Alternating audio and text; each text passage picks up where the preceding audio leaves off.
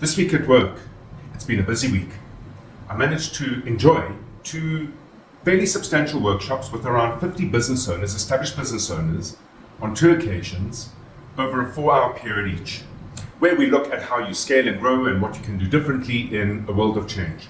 And what was really interesting, there was a fascinating question that was asked from one of the well-established, better established business owners.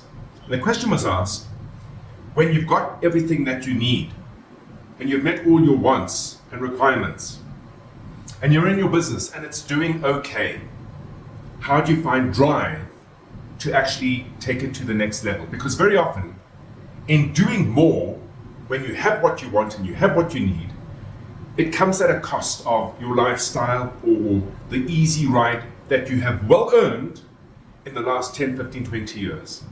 Why should you change it up? And here's the answer. If you're not growing, you die. Your business has been eaten away by inflation. It's been eaten away by competitive forces. The environment of business is changing. If you're not innovating, you die. For the very same reasons. So in effect, you have no choice but to always keep in the saddle or your foot on the accelerator. Growth is what you need in order to survive, despite the fact that you have everything you might want as a private individual. So where does the next opportunity then arise? If you think back to it, what drove you in the early stages of your business was the desperate need for economy in order to meet your needs, your financial needs, your household needs, your family needs.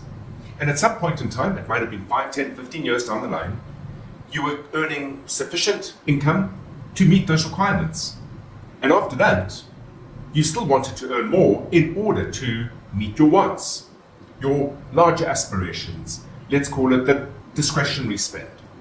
And once you have met your needs and wants, the next driver needs to be purpose. For me to get my business to the next level, beyond the fear factor of not doing so, what is the hope factor that I should strive for?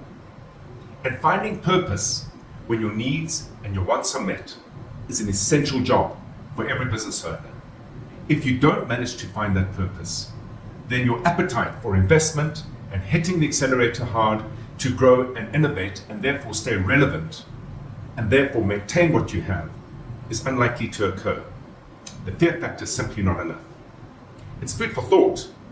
I'm going to be doing a lot of thinking on that, and I'll be sharing some insights that emerge from these two fairly substantial workshops. But until next week, have an entrepreneurial day.